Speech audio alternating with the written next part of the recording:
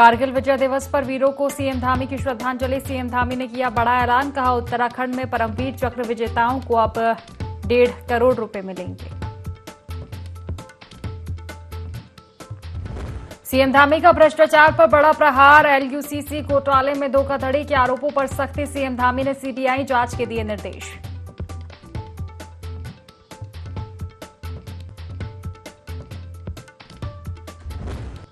पंचायत चुनाव के दूसरे चरण के लिए थमा प्रचार। प्रत्याशियों ने झोंकी ताकत, कई किलोमीटर तक निकाली रैली।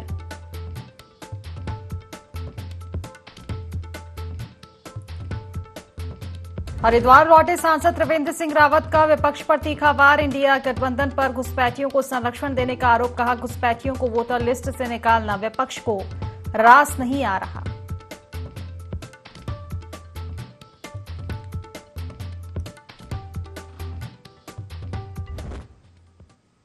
नमस्कार, IND 24 देख रहे हैं आप और मैं हूं आपके साथ खुशी व्यास। चलिए सीधा रुख करेंगे खास खबरों की ओर, जहां मुख्यमंत्री पुष्कर सिंह धामी ने एलयूसीसी घोटाले में सीबीआई जांच के आदेश दिए हैं। संचालकों पर निवेशकों से धोखाधड़ी के आरोप के बाद सीएम ने भ्रष्टाचार के विरुद्ध बड़ा कदम उठाते हुए घोटाले की जांच सीबीआई को सौंपी है।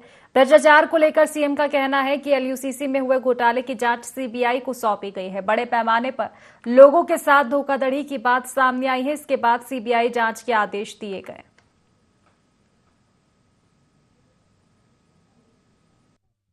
आज हमने, चूंकि मेरे पास ये मैटर आज नहीं, काफ़ी दिनों से मैटर चल रहा है और काफ़ी हमारे जो सामान्य परिवारों के लोग हैं, अपने पूरे जीवन भर की जिन्होंने गाड़ी कमाई है, उनके साथ धोखाधड़ी हुई है।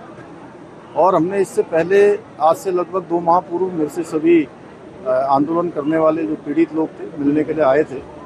तभी हमने सब बात कर ली थी और हमने कहा था कि हम इसकी पूरी जाँच राज्य स्तर पर करेंगे और अगर किसी इंटरपोल जैसी एजेंसी की अगर आवश्यकता होगी तो उसकी भी लेंगे।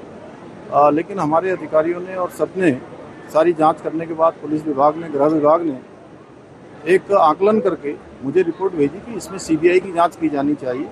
हमने उसको सीबीआई जांच के लिए अग्रसारित कर दिया है और हमारा ये बिल्कुल स्पष्ट रूप से मानना है कि ये जाँच होने के बाद जांच में निश्चित रूप से उन पीड़ितों को न्याय मिलना चाहिए, उनकी जो जमा धनराशि है उनको मिलनी चाहिए। इसके लिए हम हर संभव प्रयास।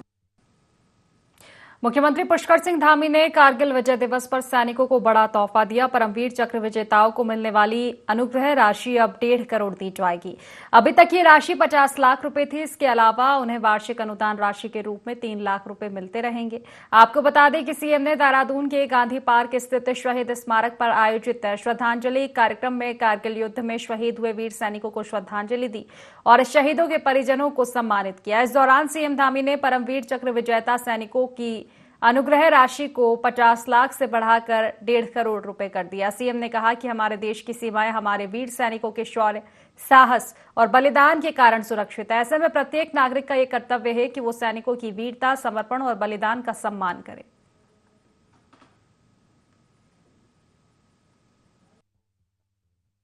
विजय दिवस के अवसर पर सभी कारगिल में अपना बलिदान देने वाले सभी वीर जवानों को नमन करता हूं, उनको श्रद्धांजलि अर्पित करता हूं।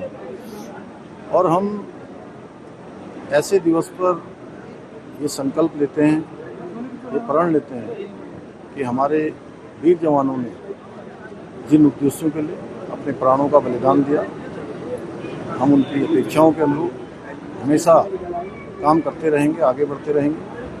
हमारे जवानों के परिवारों के लिए, पूर्व सैनिकों के कल्याण के लिए, उनके परिजनों के कल्याण के लिए, उनके उत्थान के लिए अनेक काम आज देश के अंदर आदरणीय प्रधानमंत्री नरेंद्र मोदी जी के नेतृत्व में लगातार निर्णय लिए जा रहे हैं। हमारी सरकार भी उत्तराखंड, क्योंकि उत्तराखंड वैसे भी एक सैनिक बाहुल्य प्रदेश है और लगातार सैनिकों के उत्थान के लिए काम करना हमारा परम कर्तव्य है। उसी को ध्यान में रखते हुए हमारे जो वीर जवान थे, उनके बलिदानियों को मिलने वाली अनुग्रह राशि को हमने 10 लाख रुपए से बढ़ाकर 50 लाख रुपए किया है। इसी प्रकार परमवीर चक्र विजेताओं को 50 लाख रुपए से बढ़ाकर 1.5 करोड़ रुपया करने का भी हमने ये घोषणा की थी और उसका अब शासनादेश कर दिया है। कावड़ मेला सकुशल संपन्न होने पर अखिल भारतीय अखाड़ा परिषद अध्यक्ष श्री महंत रविंद्रपुरी के द्वारा हरिद्वार जिलाधिकारी मयूर दीक्षित और एसएसपी प्रवेंद्र डोभाल सहित मेले में अपनी सेवाएं देने वाले सभी कर्मचारियों का सम्मान किया गया। निरंजनी अखाड़े में आयोजित कार्यक्रम में निरंजनी अखाड़े के सचिव और अखिल भारतीय अखाड़ा परिषद के अध्यक्ष श्री महंत रविंद्रपुरी ने कावड़ मेला 2025 के सकुशल संपन्न होने पर हरिद्वार के जिलाधिकारियों और एसपी सहित मेले में दिन रात ड्यूटी करने वाले पुलिस कर्मियों और सफाई कर्मियों और स्वास्थ्य कर्मियों का प्रशस्ति पत्र देकर सम्मान किया।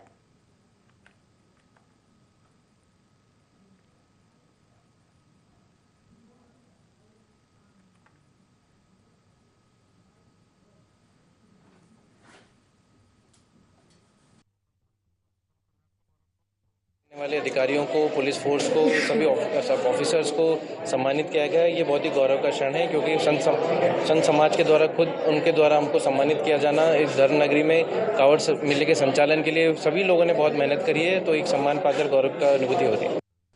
तो कावड़ मेला सकुशल संपन्न कराने को लेकर लगातार तैयारियां की जा रही। डीएम और एसएसपी ने कर्मचारियों को सम्मानित किया। दिन रात ड्यूटी करने वाले पुलिस कर्मियों, सफाई कर्मियों, स्वास्थ्य कर्मियों को सम्मानित किया है प्रशस्ति पत्र देकर।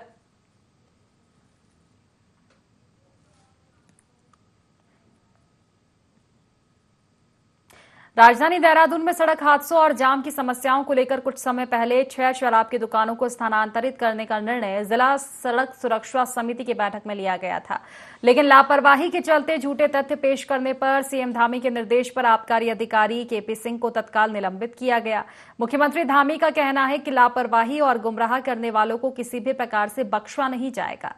सीएम धामी के इस एक्शन की प्रशंसा करते हुए भाजपा प्रदेश मीडिया प्रभारी मनवीर चौहान ने बताया कि भ्रष्टाचारी और लापरवाह बड़े छोटे सभी अधिकारियों के लिए प्रदेश में धामी सरकार द्वारा लगातार कार्रवाई की जा रही है। भ्रष्टाचार में लिप्त करीब 200 से अधिक अधिकारियों पर अब तक कार्रवाई हुई है, जो केवल धामी सरकार में ही मुमकिन हुआ है।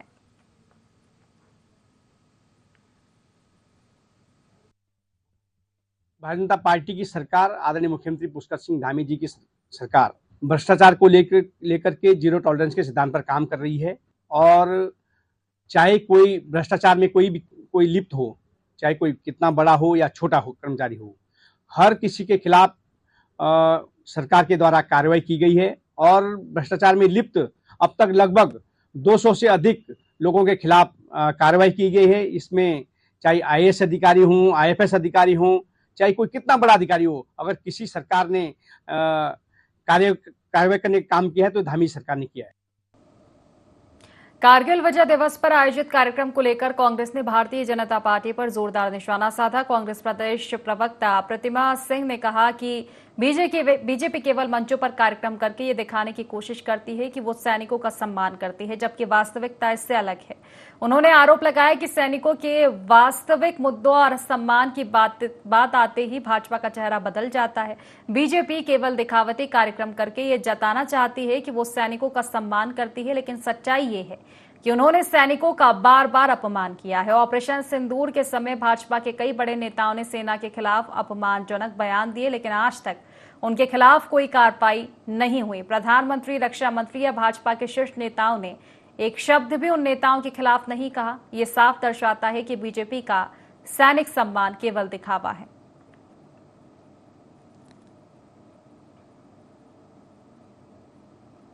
त्रिस्तरीय पंचायत चुनाव प्रचार के अंतिम दिन 22 जग्गी बंगर सीट से जिला पंचायत सदस्य प्रत्याशी दीपा कमलेश चंदौला ने जुलूस निकालकर शक्ति प्रदर्शन किया। इस दौरान सैकड़ों की संख्या में छोटे बड़े वाहनों के काफिले के साथ जिला पंचायत क्षेत्र के विभिन्न मार्गों पर जुलूस निकालकर प्रत्याशी दीपा कमलेश चंदौला और चुनाव चिन्ह कप प्लेट के पक्ष में जमकर नारेबाजी की गई।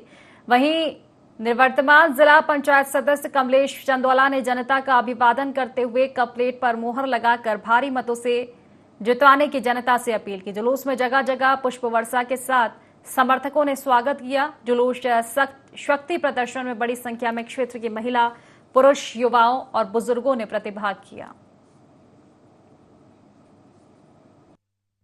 कई वर्षों से मैं समाज के बीच में रहा हूँ। सभी बुजुर्गों का, सभी का आशीर्वाद मुझे मिल रहा है, निरंतर मिल रहा है। आप देख रहे होंगे, पहले भी आपने हमारी कवरेज करी मीडिया के माध्यम से, निरंतर जो सहयोग मिल रहा है उसके माध्यम से आप देख भी रहे होंगे, भूतपूर्व जन समर्थन है। इतना बस जो होता है कि उम्मीद से ज्यादा जन समर्थन मिल रहा है। सभी लोगों का इसमें प्यार, आशीर्वाद और भूतपूर्व समर्थन के लिए बहुत बहुत धन्यवाद है। हर घर से व्यक्ति निकल कर आ रहा है, अपनी तरफ से निकल के आ रहा है। मुझे कहने की जरूरत नहीं पड़ रही है किसी की आप मेरे साथ चलिए करके। आज आप जो हमारा जन सैलाब आप देख रहे हैं, जितना समर्थन हमारे लोगों ने किया है उसके लिए मैं उनको धन्यवाद अदा करता हूं। बिहार में घुसपैठियों की वोटर लिस्ट में से नाम हटने पर विपक्ष को दिक्कत होने लगी है। विपक्ष नहीं चाहता कि घुसपैठियों को वोटर लिस्ट से बाहर किया जाए। यह कहना है हरिद्वार सांसद त्रिवेंद्र सिंह रावत का। मानसून संसदीय सत्र के समाप्त होने के बाद दिल्ली से हरिद्वार लौटे हरिद्वार सांसद त्रिवेंद्र सिंह रावत ने पत्रकारों से मुलाकात कर कहा कि SIR के नाम पर विपक्ष ने मानसून सत्र को चलने नहीं दिया। इस कारण देश की जनता का धन उपयोग नहीं हुआ। ये लोकतंत्र के लिए अच्छी बात नहीं है। जब सरकार हर मुद्दे पर बात करने और बहस को तैयार है तो विपक्ष क्यों पीछे हटता रहा, और अब वो इस पर तैयार है। उन्होंने कहा कि बिहार में वोटर लिस्ट का पुनर्निरीक्षण चल रहा है, जिस पर विपक्ष मृत और दो जगह पर लोगों के नाम होने की बात कर रहा है, और ये हो भी रहा है। उन्होंने कहा कि इंडी गठबंधन अपने वोट बैंक के कारण नहीं चाहता कि जो घुसपैठिए फर्जी तरीके से वहां वोटर बनकर बैठे हैं उनके नाम वोटर लिस्ट से हटाया जाए।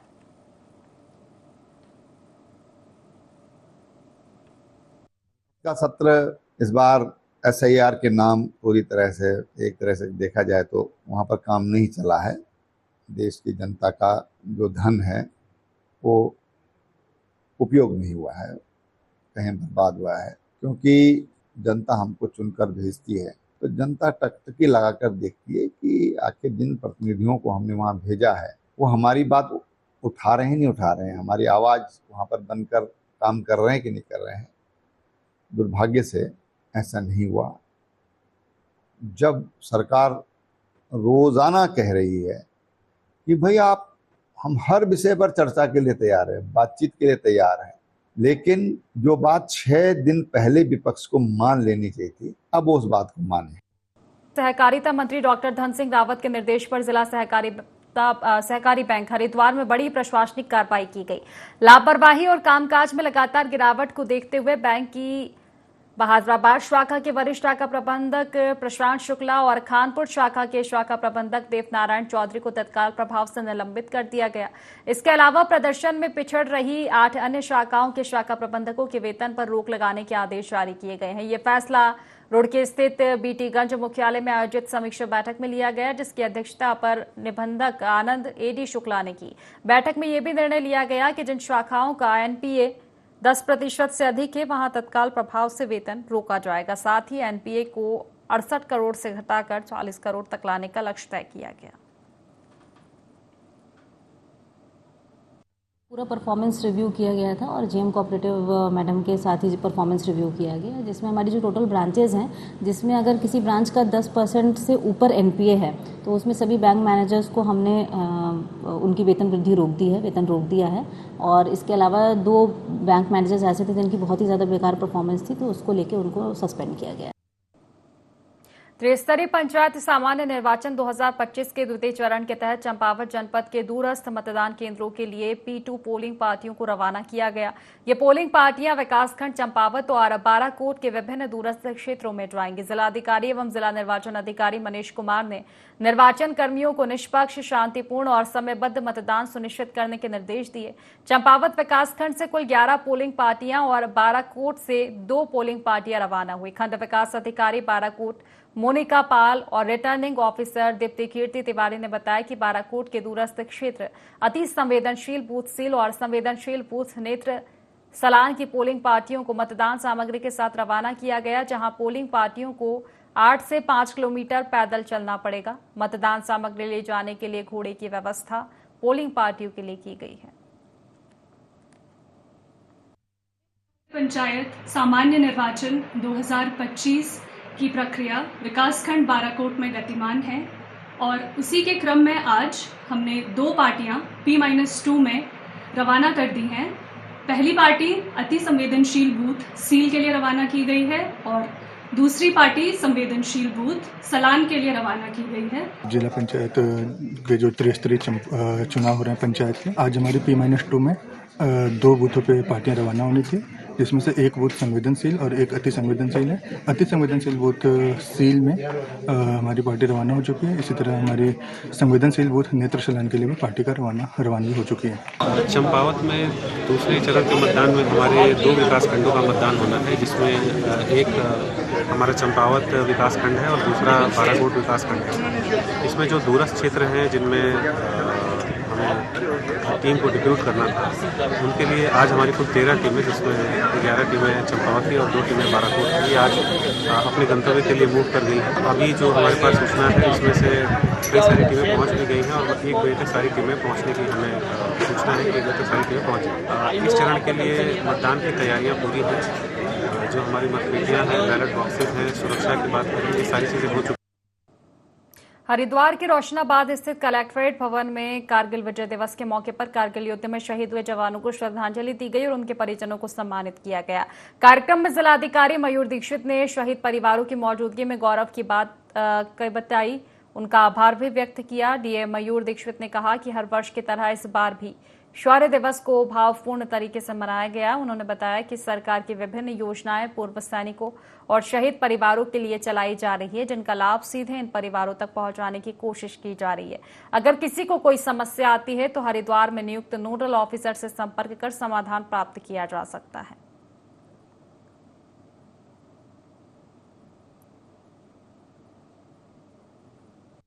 हमारा कार्यक्रम था, इसके बारे में ये प्रशासन से हमारा आदेश आता है कि हमें शौर्य दिवस मनाना है। हमने सभी अपने पूर्व सैनिकों को, वीर नारियों को और उनके आश्रितों को बुलाया और बाकी जितने भी वरिष्ठ जन हैं अपने जनपद के, उनको भी बुलाया गया।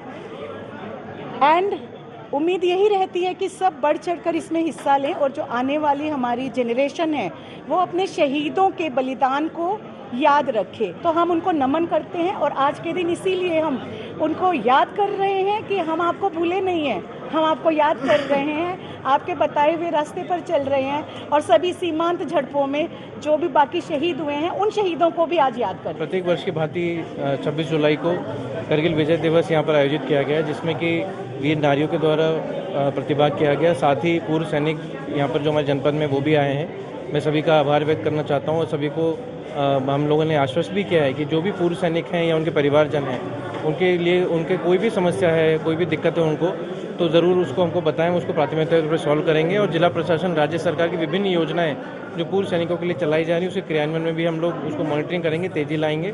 किसी की भी कोई भी समस्या है, हमारे जनपद में हमने नोडल ऑफिसर्स भी नामित कर रखे हैं ताकि उनकी समस्या का समाधान हो सके। हरिद्वार में बरसात के मौसम में डेंगू के बढ़ते खतरे को देखते हुए जिलाधिकारी मयूर दीक्षित के निर्देश पर स्वास्थ्य विभाग अलर्ट मोड पर है। मुख्य चिकित्सा अधिकारी डॉक्टर आर.के. सिंह ने बताया कि जिले में ग्राम पंचायतों से लेकर शहरी इलाकों तक डेंगू से निपटने की तैयारियां पूरी है। जल भराव रोकने, एंटी लार्वा दवा के छिड़काव और जन जागरूकता अभियानों पर जोर दिया जा रहा है। लोगों से सतर्क रहने और सहयोग की अपील भी की गई है। जिलाधिकारी महोदय की अध्यक्षता में सभी विभागों की आपसी समन्वय बैठक हो चुकी है और जितनी भी नगर पालिका, नगर निगम, नगर पंचायतें और जो ग्राम पंचायतें, सबको जिलाधिकारी महोदय की तरफ से आवश्यक दिशा निर्देश दिया जा चुका है। हमारी तरफ से जो भी इसके टेस्ट हैं और जो भी हमारे पास इलाजा टेस्ट होगी, सभी की किट अवेलेबल हमारे पास है और समय समय पर हमारे द्वारा डेंगू वॉलंटियर हमारे द्वारा नियुक्त किए जा चुके हैं, जो कि घर घर जाकर ये लोग जो है सोर्स रिडक्शन करना शुरू कर चुके हैं। रुड़की में एसडीएम कार्यालय के बाहर शिवालिक नगर निवासी मोहन लाल ने स्वामी रामदेव और बालकृष्ण पर जमीन कब्जाने का आरोप लगाते हुए धरना प्रदर्शन किया। उन्होंने चेतावनी दी कि अगर उन्हें इंसाफ नहीं मिला तो 15 अगस्त को परिवार सहित आत्मदाह करेंगे। मोहन लाल का कहना है कि 6 साल पहले खरीदी गई जमीन पर पतंजलि की ओर से कावड़ शिविर लगाकर कब्जा कर लिया गया था। मामला कोर्ट में विचाराधीन है। एसडीएम ने जल्द कार्रवाई का आश्वासन दिया है।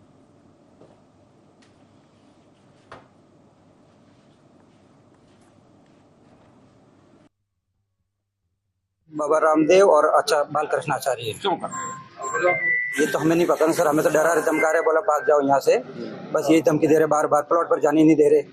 और वहाँ इन्हीं के टीन सेट खड़ा कर दिया, पक्का टीन सेट। ये हमने 6 साल पहले 2018 का बना हमारा। तब से लगा अगर कोई आपत्ति नहीं, कहीं से 25 साल से कोई हम जिस जन से खरीद से आ रहे हैं उस जन पर कोई आपत्ति किसी ने नहीं डाली, न किसी ने वहाँ पर कब्जा करके रखा था। अगर करके रखा था हम नहीं खरीदते, वहाँ नहीं जाते लेने के लिए। हमने लिया 6 साल 7 साल, कोई हमने वहाँ बाउंड्री करवाई, कोई किसी ने आपत्ति नहीं डाली।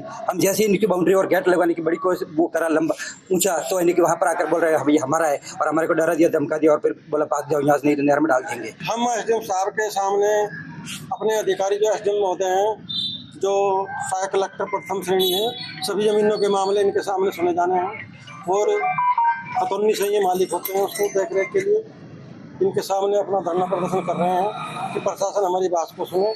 मोहन लाल ने आज चेतावनी ये ज्ञापन दे रहे हैं कि ये आत्मदाह कर लेंगे और इच्छा मृत्यु इनको दे दी जाए, क्योंकि रामदेव जिस प्रकार कार्य कर रहा है और ये गुंडा बालकृष्ण दोनों, ये पहले भी इन्होंने इसी प्रकार की घटना की थी। गरीब लोगों का उत्पीड़न इस प्रकार ना हो कि वो सड़कों पर आत्मदाह के लिए आ जाए। ये कानून की सरकार है यहाँ पर।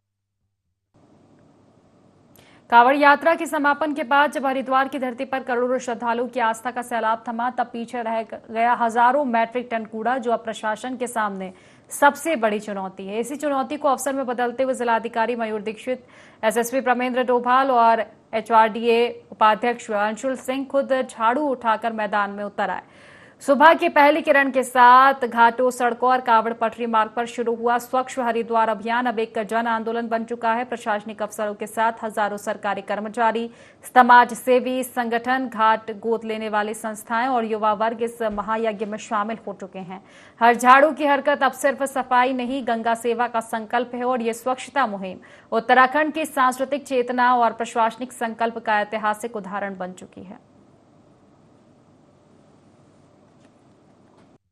देखिए, इसमें हमारा पूरा जिला प्रशासन इन्वॉल्व है। जो माँ गंगा मैया से आशीर्वाद मिला है हरिद्वार की जनता को, हरिद्वार के प्रशासन को, कि यहाँ हम लोग काम कर रहे हैं, यहाँ हम लोग रह रहे हैं, तो ये हमारी सामूहिक जिम्मेदारी बनती है कि हम इसे मिलकर साफ रखें। और मैं आशा करता हूँ इस अभियान के थ्रू हम जितनी सफाई कर पाएंगे उससे हम लोगों को जागरूक भी कर पाएंगे कि कैसे अपने एरिया को, आसपास के एरिया को साफ रखना है, स्वच्छ रखना है, और कैसे ही ये हमारे जो सैलानी आते हैं उनको भी हमें ये मोटिवेट करना है कि वो यहाँ गंदगी ना फैलाएं। देखिए, कावड़ मेला संपन्न होने के बाद जगह जगह से हमने सफाई अभियान शुरू 23 की शाम को इससे ही कर दिया था, और उसमें हमने पूरे एरिया को 12 से 13 जोन्स में डिवाइड किया है, जिसमें एक सीनियर ऑफिसर के नेतृत्व में कल हमने एक बैठक भी करी थी, जिसमें कई स्वयंसेवी संस्थाओं के द्वारा, एनजीओज के द्वारा, संगठनों के द्वारा आगे बढ़ चढ़कर उन्होंने ये कहा कि हम अपने अपने एरियाज लेंगे और उसको साफ करेंगे। और आज हमने पूरे शहर का राउंड भी लिया सुबह, जिसमें जगह जगह सफाई अभियान चल रहे हैं।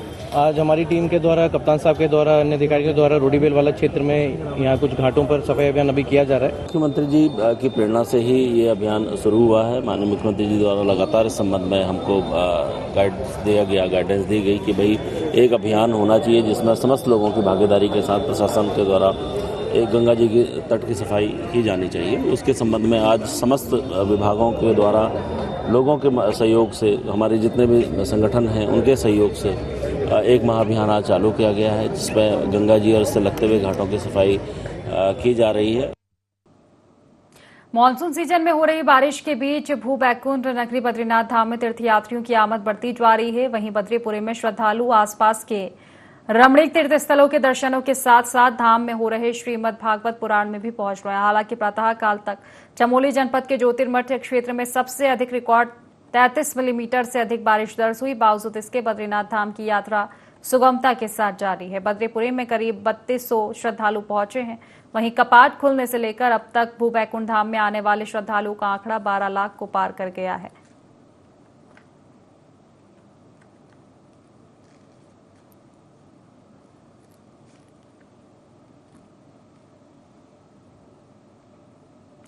ऋषिकेश बद्रीनाथ राष्ट्रीय राजमार्ग के तोता घाटी का लगभग 250 मीटर ऊंचाई वाले पहाड़ के ऊपरी हिस्से में 2 से 3 फीट चौड़ी दरारें पड़ गई है, जो निरंतर गहरी होती चली जा रही है। बताया जा रहा है कि ऑलवेदर रोड चौड़ीकरण से पूरा पहाड़ को तोड़ने में हैवी ब्लास्टिंग से पूरा पहाड़ बुरी तरह हिल चुका है। पहाड़ पर दरारों के पड़ने का पता तब चला जब कुछ दिनों पहले रॉक वॉल का ट्रीटमेंट करने वाली टीम पहाड़ी के ऊपरी हिस्से टॉप पर पहुंची और उन्होंने दरारें देखी। बताया जा रहा है कि वैज्ञानिकों ने भी पहाड़ के दरकने का खतरा बताया है।